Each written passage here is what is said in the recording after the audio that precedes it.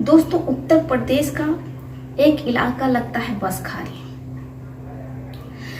वहाँ एक मशहूर मंदिर है बसखारी इलाके में, जहाँ दूर दूर से लोग पंडित जी से अपनी शादी संपन्न करवाने आते हैं। ऐसा ही एक जोड़ा गुजरात से बसखारी इलाके में पहुंचता है 29 अप्रैल सन 2025। ये जोड़ा बसखारी इलाके में उस मशहूर मंदिर तक पहुंचता है जिसका नाम गोविंद साहब रहता है। दंपत्ति के साथ, जोड़े के साथ उनका पूरा परिवार भी रहता है, माता पिता, रिश्तेदार रहते हैं। पंडित जी पूरे विधि विधान से शादी की तैयारियों में जुट जाते हैं। पंडित जी मंत्र पढ़ रहे होते हैं।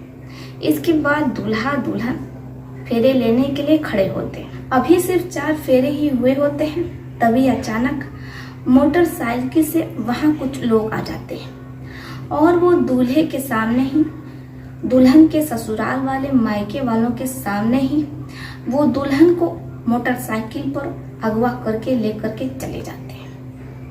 अब पूरे मंदिर में हड़कंप मच जाता है क्योंकि मंदिर इलाके से बाहर रहता है। ऐसे में वहाँ सन्नाटा ही रहता है। वही लोग मौजूद रहते हैं जो शादी कराने के लिए वहाँ पहुंचे रहते हैं। गांव वहाँ से लगभग आधा 1 किलोमीटर रहता है। अब ऐसे में कोई भी मदद करने के लिए आगे नहीं आ पाता है। इधर दूल्हा परेशान हो जाता है कि नई नवेली दुल्हन को आखिर कौन लोग अपने साथ अगवा करके ले गए। अब उसकी दुल्हन के साथ ना जाने क्या हो जाएगा। शादी से पहले दूल्हा और उसके परिवार वाले परेशान होते हैं, इसलिए वो 112 पर डायल कर देते हैं। सूचना मिलते ही अंबेडकर नगर की पुलिस वहां पहुंच जाती है।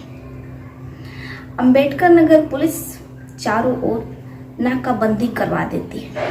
आने जाने वाले सभी रास्ते बंद कर दिए जाते हैं ताकि दुल्हन को लेकर के वो शहर के बाहर ना भागने पाए। अब ऐसे में जो दूल्हा रहता है, उसका परिवार रहता है, उनका रो रो करके बुरा हाल रहता है।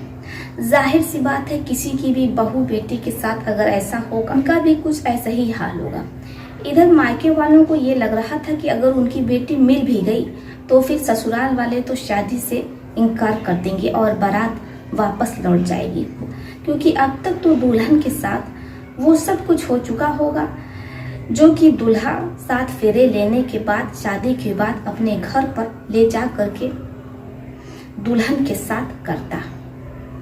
अब वो सब कुछ दुल्हन के साथ हो चुका होगा, इसलिए दूल्हा अपनी दुल्हन को अपनाने से साफ इनकार कर देगा, बारात वापस लौट जाएगी। इसी डर से दुल्हन के परिवार वाले दूल्हे के आगे हाथ जोड़े खड़े रहते हैं। दूल्हे को भी कुछ समझ में नहीं आता है कि वो करे तो क्या करे। सबसे जरूरी ये होता है कि दुल्हन का मिलना इम्पोर्टेंट होता है। अब ऐसे में सभी लोग दुल्हन को खोज रहे होते हैं। गांव वाले भी आसपास इलाकों में दुल्हन को खोजते हैं, लेकिन दुल्हन कहीं भी नजर नहीं आती है। अब पुलिस आसपास लगे सीसीटीवी कैमरा खंगालती है, लेकिन इसके बावजूद उसे कामयाबी नहीं हासिल होती है। इसलिए अब वो अपने मुखबिरों को लगा देती है। मुखबिर चारों ओर फैले रहते हैं। ऐसे में पुलिस के मोबाइल पर एक फोन आता है। जैसे ही पुलिस वाले फोन उठाते हैं तो पता चलता है कि एक गांव में कुछ लोगों को देखा गया है। अब पुलिस मुखबिरों की सूचना के आधार पर उस गांव पहुंचती है। जैसे ही वो उस गांव के एक मक्के के खेत के पास पहुंचती है तो देखती है कि वहां कुछ लोग आपस में पैसा बांट रहे हैं। जैसे ही पुलिस वाले देखते हैं, वो उन लोगों को धर दबोचते हैं जो लोग आपस में पैसा बांट रहे थे, लेकिन उनमें दुल्हन भी शामिल रहती है और वो भी पैसा ले रही होती, यानी कि पैसे दुल्हन को और उसके साथ जो लोग रहते हैं उन सबको बराबर बराबर बट रहा होता है। अब पुलिस को माजरा समझ में नहीं आता है कि भला एक दुल्हन अपने मंडप से अगवा हो जाती है और इसके बाद वो यहाँ उन लोगों के साथ, जो लोग उसे मोटरसाइकिल पर लेकर के गए थे, ये उनके साथ ही पैसा आपस में बांट रही है। अब पुलिस उन सभी को थाने लेकर के आती है और पूछताछ करती है। तो पता चलता है कि उसका नाम सुषमा नहीं है बल्कि नरगिस खान है। अब जैसे ही पुलिस को नरगिस खान का यानी कि सुषमा का नाम पता चलता है तो पुलिस वालों के पैरों तले जमीन खिसक जाती है। पुलिस वाले सुषमा से उर्फ नरगिस खान से पूछताछ करते हैं तो नरगिस खान अपना जुर्म कबूल कर लेती है और वो कहती है कि वो अपना नाम बदल बदल करके कभी स्वीटी तो कभी पिंकी, कभी रेहाना, कभी गुलशन, इन नामों से वो दूल्हों को फंसाती थी।